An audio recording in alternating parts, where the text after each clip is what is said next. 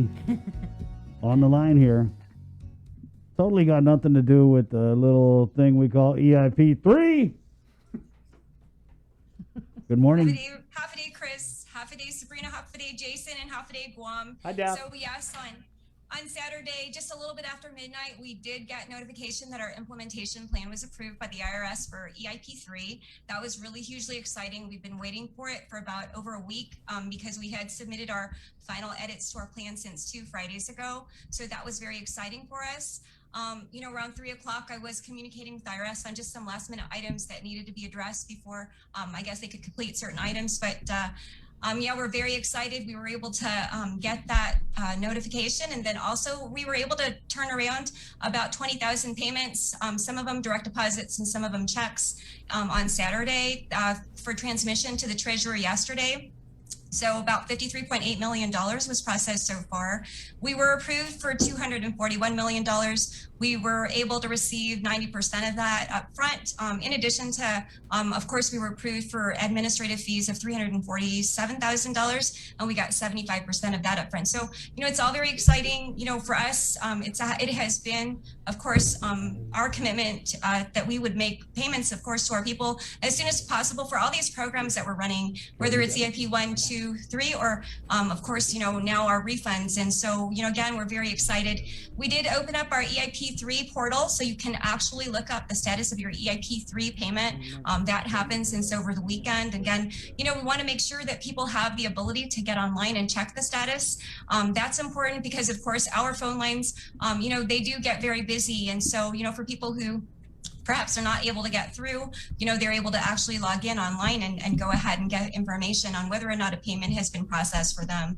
And again, we're very excited and happy. We want to thank everyone, of course, the community, for being patient as we work through this process. But we're very, very excited to say that we're working on payments. We will have updates on payments throughout the week. And, again, as we continue to make or process payments, but, of course, the 20,000 payments that did go out yesterday to the treasurer, and of course, which are being transmitted to our people now, that's just, I think, really great news for everybody. So people could have gotten their stimulus already. Is that what you said? Through direct deposit?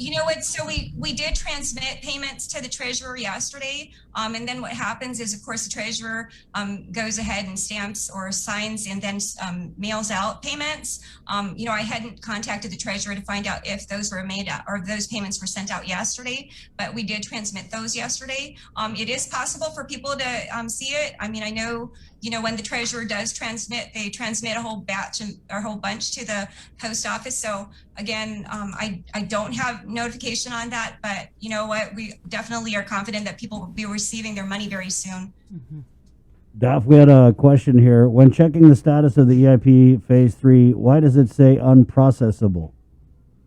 Okay, so there may be some people who have that notification. It could be many things. We are actually working on it right now and through yesterday to determine, of course, what is going on with that. It could be a validation issue. It could be an issue with a person's tax return.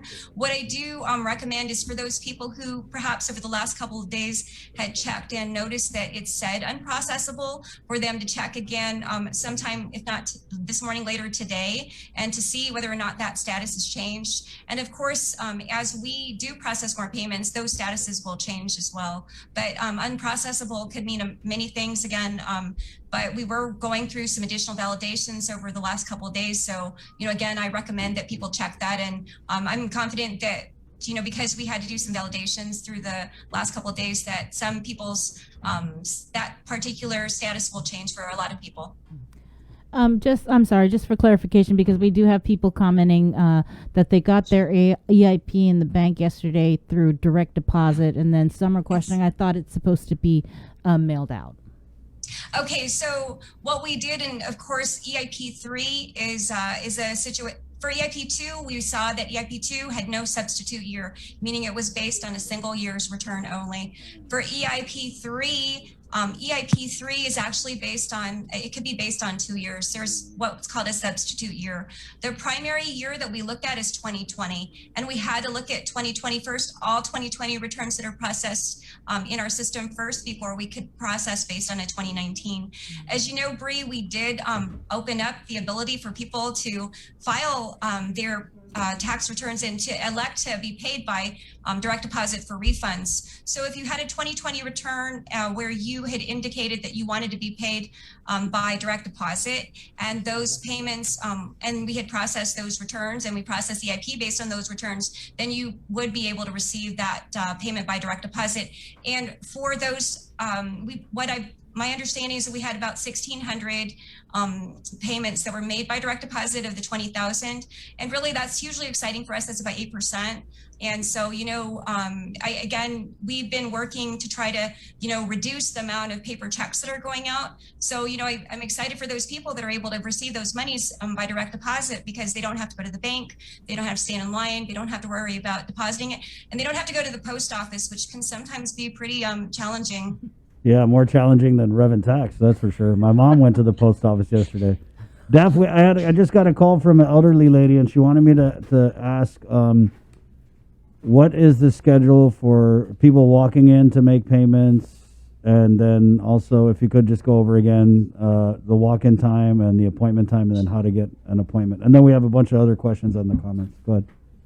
No problem. So, as you know, in the last week, we did make an adjustment to our schedule, and we tried to open up more hours for walk-in services. Obviously, we still do have limited hours for certain things. For example, for our drive-through drop-off or service, and for our income tax, we still have that only from 8 to noon. We don't have that all day long.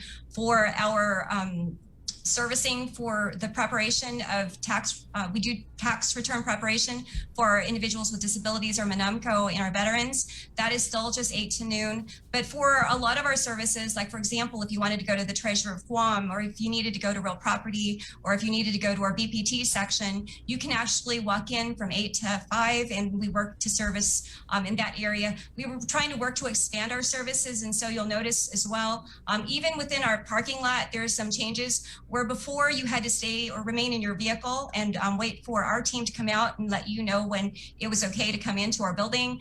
We ceased that last week. We moved toward just having people come in and come and park and just go ahead and stand in line outside our building. And so these are things that we have changed, and really we made those changes so that we can really move and focus our efforts on trying to, bring our group back to some sense of normalcy. And so we could begin to, again, just work to process and serve people, in as close to as normal way as possible, of course, during this public health emergency, which we're still, somewhat a part of. So again, for those people who are coming in for driver's license, we still do have the Monday, Tuesday, Wednesday, and that servicing for that. And then Thursday, Friday is for vehicle registration. So the majority of our services are 8 to 5 for walk-ins.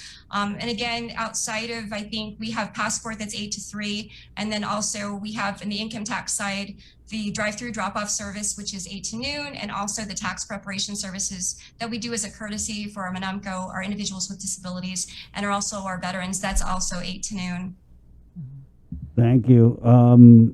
What else do we got here? There was something on the FAQs that you that was released. How much is the third economic impact payment? And then it says something like unlike EIP 1 and EIP 2, families will get a payment for all their dependents claimed on a tax return, not just their qualifying children under 17. Absolutely. So, of course, as we saw for EIP 1 and 2, for dependents that were eligible, that really the only dependents that could qualify you for EIP 1 and 2 were those dependents that were under age 16 or that were 16 and under. And so now what we saw with EIP 3 actually covers all dependents. So your adult parent dependents, your adult student dependents who might be in college, and of course, who a lot of us still, because they're college students, still support, of course, and provide support more than half for them.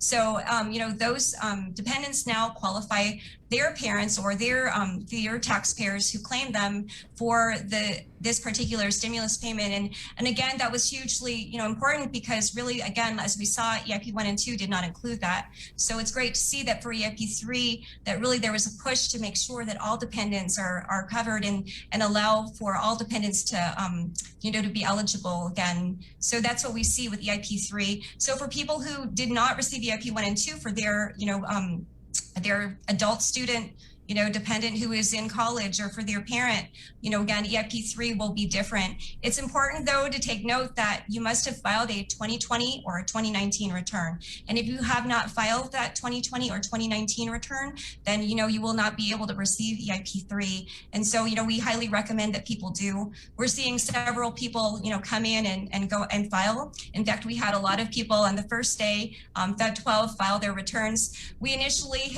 had the number 9,500 in terms of the number of people who filed after we went through our mail. And of course, we have to use the postmark date as the date filed when people, mail in their returns. It turned out to be like 10,088. So we ended up having well over 10,000 returns that were Feb 12 filing dates. So we did have a lot of people come in.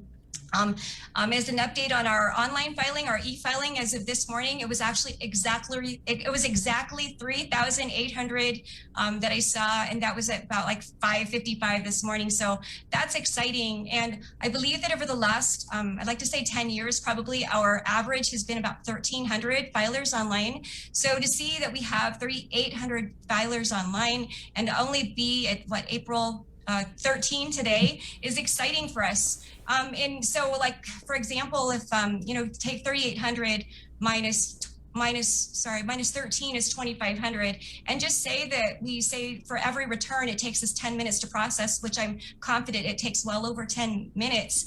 That's 20. That actually translates into, when I was calculating, about 400 hours. So that is 400 hours of processing that now our team does not have to do. And so for us, every return that's filed online, not only is it helpful for our team, our people, because those returns are considered validly filed and processed as long as all information, social security number, et cetera, is accurate, but also for our team, that takes us away from processing and helps us so that we can, work to better serve our people. So, for us, the 3,800 people who had filed online, that is hugely exciting for us. And, we're excited to continue to see people, want to file online. I do want to share as well, last Friday, there was some kind of a news release from the IRS that they had advised the territories about the $10,200 in unemployment compensation and the non-taxability or the exemption from tax for those. Of course, we received that notification Friday. We received an email from one of our counterparts in the IRS. Of course, since April 1, our team had actually, issued guidance on that. And just to share, because I know there's a lot of concern about, what's happening in across the nation in the continental United States versus what's happening in Guam. Initially the IRS had advised that, in order that there was no need to file an amended return if you had unemployment compensation, because they would make adjustments. And of course, it took a while for them to come up with some guidance on that, some specific guidance. And now, of course, what's happening is, what we're hearing in terms of the guidance from the IRS is that because, of course, there is, and we in Guam, recognize the challenge in it, but because, of course, there is likely no possible way to, be able to accommodate or account for every single, adjustment that, or combination of adjustments that would happen on a return. So they're making, I believe, an average adjustment to a return and paying those out as what they're calling, I think, plus up, and then advising that if people need to claim other credits like EAC, that they would actually have to file an amended return. On Guam, we're not doing these adjustments automatically. We are requiring amendments, and again, because of we believe that it's actually quite complicated to try to, again, account for every single possible combination. And so we want to make sure that when people get their, exemption, that when, they really have, made sure that they themselves have reviewed it and they're getting the maximum amount that they, are due. And of course, we, our team, want to make sure that when people file, or that when there are adjustments made, that they're really made based on, people's actual that it's intended. And so, what we're seeing again across the nation is where initial guidance was, don't file amended return. Now we're seeing that there is some guidance to file an amended return. Here on Guam, we're requiring that if you are going to go ahead and take an exemption and you've already filed and you have not reflected that $10,200 as a deduction to your taxable income, then you must file an amended return. And we are seeing people file those amended returns. Daph, you were talking about the PUA there, right? Yeah. Okay. Right. So that's unemployment compensation. So of the people who received the PUA or the FPUC, and they did receive those 1099Gs, 1099 governments from the Department of Labor or DOA. So for those people who did receive them, there is an exemption. So if you received, I don't know the average amount, but say you received $18,000, then you are able to, deduct from your taxable income $10,200. In our guidance that we released on April 1, we do advise on how to go ahead and report that on the Schedule 1. That's an attachment to the 1040. So if you get onto our website, guamtax.com or myguamtax.com, you'll actually find that release, and it's dated April 1. There was a comment here. Those who filed 2020 returns filed February 12th that aren't processed yet. How long will it take DRT to finish processing those returns? Some people who filed after February 12th have already received their 2020 refunds. Why is that? You know what? Actually, with regards to the payment of refunds, really, we go based on file date. I don't believe that it's possible for our system to pay out a return that's past Feb 12. We actually do look at file date when we do make the check writes. And again, I'm pretty confident that we have not paid beyond Feb 12. With regards to how long it will take, I know that we have, over the last 2 batches, we were able to pay out, I believe, a little bit less than 5,000 of the 10,000 returns that were filed that have refunds that are due to them. We did do another check right just yesterday. We'll be announcing the amount of the refunds that were on that particular check right. But again, we're excited that we're beginning to pay. And we'll be announcing more about how much is in the check write that we did yesterday and how many returns and how much. And, of course, for those people who are waiting, we're doing our best to try to get those payments out as quickly as possible to you all. Our team has been working, late and also into the weekend to try to get those payments out to you. And, again, we're working, outside of doing EIP3. Again, we wanted to make sure in this week that we also continue to process refunds. So that happened yesterday, and we'll provide that update to them. Can we go back to the beginning? Sure. So someone had messaged me that they didn't file, haven't got any of the stimulus. Are they just like SOL, or is there, because I know the intent of Congress was to get the money to the people, right? So is there a remedy for those people who, for just whatever reason, weren't able to file or avail of any of these EIP payments? Absolutely. So, you know what, of course, for EIP 1 and 2, which was based on primarily a 2019 return.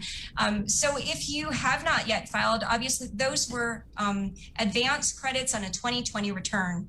And it is still possible to file your 2020 return and get, of course, the recovery rebate credits for EIP 1 and 2 on a 2020 return. And so again, you can do that so you can receive those monies. For EIP 3 as well, if you file your 2020 return and you're eligible, you can still receive EIP 3. And so we have stopped paying out EIP 1 and 2, but you can receive the recovery rebate credit for those as long as you file your 2020 return. So the key really is for people who have not filed a return. First of all, if you're required to file, you really should. It's really important that you do, most especially, I know a lot of times people don't want to file, especially when they owe taxes because they may not be able to pay. But really, it's we highly recommend that if you owe taxes that you do file, because there's the failure to file and there's a failure to pay penalties. And the failure to file penalty is huge. And so you really don't want to get into a situation where you're not filing because you owe. So, go ahead and file those returns, and we highly recommend you file. We're here to make sure that we help people if they run into issues and they're not able to make payments on their income taxes. That's what our collections team is here for. So, again, we recommend that you file. But to go back to that question, Chris, if you haven't filed anything at all and you haven't received EIP 1 and 2, I highly recommend you file your 2024 Form 1040. And so that way you can go ahead and be able to, again, claim the recovery rebate credits for EIP 1 and 2. And then, of course, once we process your 2020 return, as long as you're eligible, we'll go ahead and be able to pay you EIP 3. So, don't be disheartened. And in fact, I wanted to talk a little bit, if you don't mind, about there's what's called an additional payment provision that is part of EIP 3 that we did not see in EIP 1 and 2. So with EIP 1 and 2, if you already received your EIP 1 and 2, perhaps you received EIP 1 and EIP 1 and it was based on a 2018 return, but you filed a 2019 return, and had the EIP 1 been based on 2019, you would have been able to get additional monies, for the stimulus on that EIP.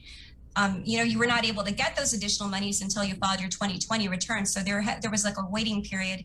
For EIP 3, Congress recognized the importance of trying to get payments out more quickly. So if you get your EIP 3 based on a 2019 return, and of course, the majority of our returns that are validly filed and processed in our system are 2019, and say you received only $1,000 based on your 2019 return, but had we utilized your 2020 return, you would have received the full $1,400. As long as you file your 2020 return by August 15, 2021, it's possible for you to still get that additional $400 during this year, prior to filing your 2021 tax return next year. So, this additional payment provision, I think, is huge for our people, because again, for those people who would, who may have seen a drop in their income in 2020 because we went through this, public health emergency, where people may have had reduced hours, where people may have, lost their jobs, and again, their income levels may have dropped. And they would receive more on their 2020 return. It is possible that if you have EIP 3 again based on your 2019 first, but your 2020 return qualifies you for more, that as long as you file by August 15, it's possible for you to get that difference and not have to wait until 2022 when you file your 2021 return. Did you already cover the order in which the stimulus payments for EIP 3 are going out? Like who gets it in what order? Sure. So what we do is, and I was just, of course, we have to make sure that all of our programming follows the law. And so what we do is we look at all 2020 returns. And so we began to receive 2020 returns in Feb 12. So our system first looks at all of the validly filed and processed 2020 returns.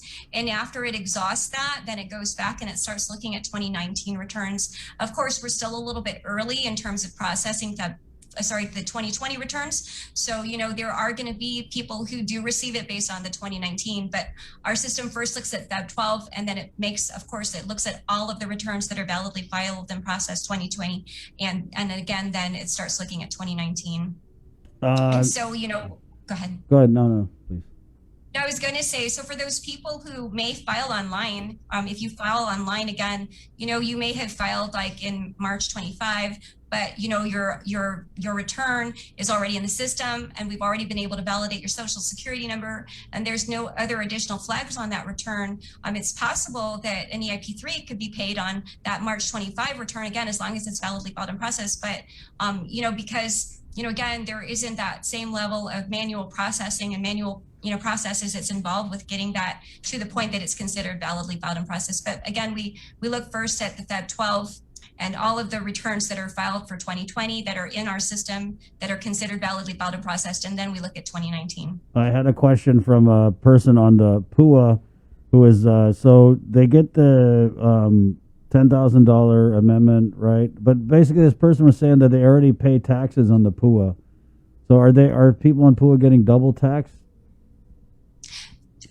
Well, so no. So if you've, and I'm assuming that what is happening is that they've had an amount withheld, or they've had withholding based on, what they have elected to do when they were paid the PUA payment. Right. So no, they will not be double taxed. But if they had already filed their return and had not already taken the $10,200 exemption, then I highly recommend that they go ahead and file that amended return so that they can take that $10,200 off of their taxable income. And, I will tell you that monies, those, it could be for a single tax filer, it's $10,200, off of your AGI. For a joint filer, that could be up to $20,400, taken off of your taxable income. So, it could be hugely significant. But no, as long as you file your return and you file it properly and you report the withholding properly, you should not be, double withheld. I just got a call. Is DMV moving? Yeah, so, we will. And of course, we've been trying to move out one of our branches, which is our vehicle registration branch. We were hoping to move it sooner. We actually were hoping to move it in the next week. We had just, based on our walkthrough that we did yesterday with DPW, we just had to make a decision just yesterday that we're not going to be moving out our vehicle registration branch until April 26th. And so we're shooting or targeting for April 26th to be the date that our vehicle registration branch will be moving to Building B at DPW, and that's down, of course, on Marine Corps Drive, just north of Triple J or north of Kmart. When you're heading north on Marine Corps Drive. So we are really, we've been working to try to do this for a while. It's taken a little bit of time to do the build outs in that particular space. But we're excited because once we do move our vehicle registration branch out to DPW, then, of course, we'll be able to serve both the vehicle registration and the driver's license services. We'll be able to do Monday through Friday. So that's been probably one of our highest priorities in terms of, just again, trying to move to increase the capacity of our services for those particular branches. And so that's exciting for us. Again, we've been targeting and trying to move as quickly as possible on that. Obviously there's a lot of things that are involved. There's the cabling and there's, other, I guess, other construction items that, and we're thankful to DPW for working to assist us with those. But, we were hoping to be ready sooner, but we're targeting now April 26th for our vehicle registration branch to completely move down to DPW Building B. And when that happens, we will not service, vehicle registration up here at Barragata, but we'll be able to service driver's license Monday through Friday. Is EIP3 garnishable by any collections? No, EIP3 is not garnishable. So you will not see any garnishments for outstanding taxes, for a GMH bill, or for child support. What about any update on the RISE Act? No, I don't have any update on the RISE Act at this time. What's your favorite color? What's my favorite color? I'm just kidding. These questions are just coming in like, okay. Yeah. You know what I really love? I know my deputy director was saying I seem to really like the colors red and pink, but I like all colors. Anyway. Yeah. What about non-filers for EIP3? That's a great question, and thank you for that, because we're getting a lot of people ask us about the non-filer form. We did open up a portal so you could file the non-filer form online, and we also were accepting non-filer forms, the paper forms. We are no longer accepting those. We stopped receiving those back in November 2020. But, of course, I've received the question, well, if I didn't file a non-filer form, by the deadline and I am a non-filer, then what do I do? Really the only mechanism for being able to receive, and I know, to go back to your question earlier, if I hadn't filed anything, then what do I do? You must really file a return, and that's the only mechanism for being able to receive an EIP3 or the recovery rebate credits for EIP 1 and 2. Again, the only mechanism for doing so at this point is to file a tax return. We are not accepting non-filer forms. I had one more, and then I think Bree has one too. Just wondering, if a dependent over 16 years old that is still a full-time student in high school, are they still qualified for EIP2? For EIP2, so for EIP2, of course, we talked about eligible dependents. And when we talk about eligible dependents as they relate to EIP 1 and 2, those were dependents that were under age 17, or that means they were 16 and under. So if your child was above age 16, unfortunately, for EIP 1 and 2, there was not that provision that allowed for those dependents to be, claimed or making their parents eligible for the EIP. But for the EIP3, there is that allowance. And so, no, there is not that possibility that a dependent above age 16, would qualify their taxpayer, whether it's their parent or guardian, for the EIP, because again, you must have been under age 17, which is 16 and under. Okay. Another question from an online viewer, filed February 23rd. How long does it take to show on the system is processed? You know what? For filing, I know our team has been processing, and so there's quite a process for us to be able to get a return in the system. I know that I had because I also answer the phone calls, and sometimes I assist people with their issues for their returns when sometimes during my lunch hour, when my team there isn't somebody to kind of back some of my team members up, and so to help, I also answer phones, and I've actually seen some returns in the system that are a little bit later, I think in February. Again, how long does it take to get into the system? Again, we're doing our best to process as quickly as possible. I think that, of course, right now we're just paying out Feb 12 refunds. We're hoping to get through those as quickly as possible. We believe that once we get through the Feb 12 day, because again, there was over 10,000 returns that were filed on that day, that we'll be able to get through, the rest of the weeks, hopefully, is more quickly. We're allocating more resources to being able to get these returns processed so that we can get payments to our people and make sure that, of course, people can get their EIP3 as well. So, I can't say, historically, it's honestly taken a couple months for us to try to process. We're trying to definitely reduce that time. But, again, and we're putting as much resources that we have, as many of our resources that we have and can as possible into processing. Mm-hmm. You mentioned that this was just the first payment, right, from the feds. When are you anticipating to get another payment? Right? I'm sorry, Bree, I didn't understand the first payment for the EIP3. Oh, so right. So perhaps the question is maybe when are we going to be making our next payment? So we did, of course, process our first payments on Saturday. We're expecting to process more payments this week. We'll give updates on that through the week as we do that. For yesterday, we did, of course, have to work on some additional validations. Also, we did work on processing refunds yesterday, and we'll be announcing, again, the amount of refunds later today. So, but for sure, our team is working to try to process more payments in this week. Our goal is to get out as many payments as possible, as quickly as possible to our people. And so, I think that through this week, people will see that those payments are going to be pushed out. And I think a lot of people will be very happy about that. Dafa, I just got a call here from a woman who says her driver's license expired in October of last year, trying to get an appointment. What's the grace period that you talked about again?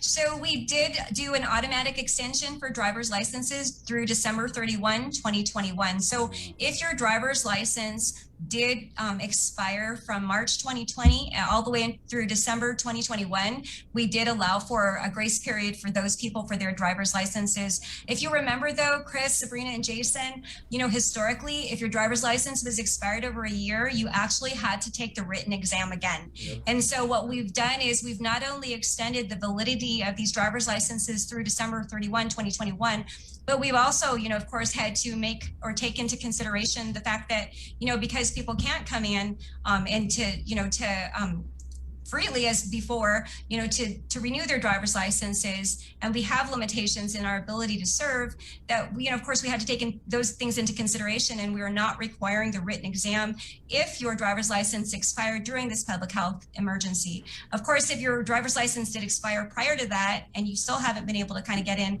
there may be a problem. But the previously and how it usually works outside of a public health emergency is that if your driver's license is expired over a year, you generally have to take the written exam in order to be able to be licensed again. Well, again, to go back to it, so from March 2020 through December 31, 2021, if your driver's license is expired during that period, then you will not have to worry until the end of this year.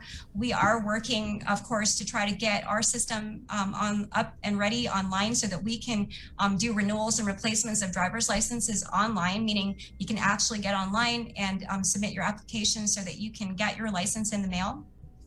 that's something that we're still working on. Daph, what about vehicle? Same question, vehicle registration. For vehicle registration, I believe that we had given, I think, the same consideration, but I'd have to check that. But for vehicle registration, again, the great part about renewing a vehicle registration is that, of course, you could do it online. You can actually get online, and as long as you have your safety inspection, as long as you have your auto insurance uploaded, and it is required by law that all auto insurance carriers that provide auto insurance on Guam upload their insured's information on our website, so on our system. So as long as all that information is uploaded, then you should be able to renew online, and you don't even have to come in. And so you can. And the great thing about it, there's a few things.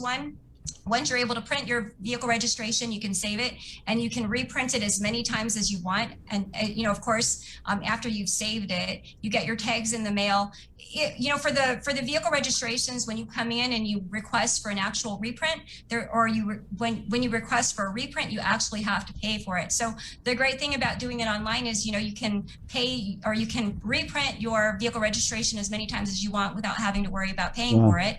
And again, you get your tags in the mail, and you don't have to come in. There are actually safety inspection agencies that have also taken on an additional role where they've got business licenses so that they can also assist people in registering their vehicles. So, not only are they now serving as safety inspection agencies, they're also providing that additional service where, I believe if you pay an additional fee, they'll go ahead and do your registration for you right there on the spot. So, there is that service available. And actually, it's exciting to see that people are, leveraging and utilizing this as an opportunity as well, where they're able to make a little bit of money, but they're also able to help serve our people as well, because, to stand in line and to do a vehicle registration here, can be timely or time consuming. Daph, so if someone, because that was a lot, if someone's registration expired, let's say in like December of 2020, because I know we had you on before, and I thought you had said something like there was a 6-month window, or. And I am actually pulling up because there's so much information, so please excuse me if I sometimes forget. So if you pull up our on our website, you'll go ahead and go to our COVID-19 section. And if you look at our motor vehicle section, it talks about our expired registrations, and it does state that vehicle registrations that expired during the period of March 16, 2020 to December 31, 2021, all the late fees will be waived on the condition that renewal is done by December 31, 2021. And so, there are no late fees or penalties for those people who are not able to renew their registrations until the end of this year. We did have one question. I'm not sure if you answered it. What happens? What do you do with the stimulus check received after a family member passed away?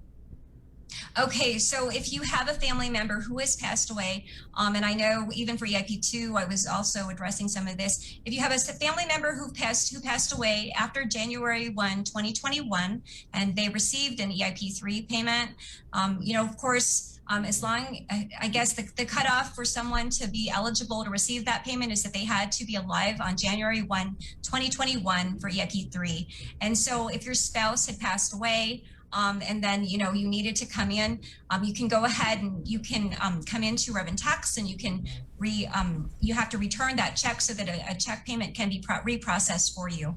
Of course, we'll have to receive the individual's death certificate. So when you do come in, it's important you have all of the appropriate documents, again, to make sure that we can reissue those payments to you. But if someone has passed away, those checks must be returned back to us. Of course, those checks, my understanding is that they're not able to be negotiated because, the individual is no longer alive. Wow.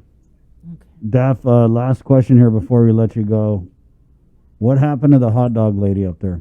I actually don't know. And you want to know something? The craziest part is that I probably only had, I don't even know if I ever ate at the hot dog stand when she was here, because I'm not because I don't love hot dogs, because I really do, but just because I'm always kind of cooped up in my office and working. So I never really got the chance to go out and enjoy the hot dog lady, but I don't know where she went, but I know a lot of our team members are also missing her.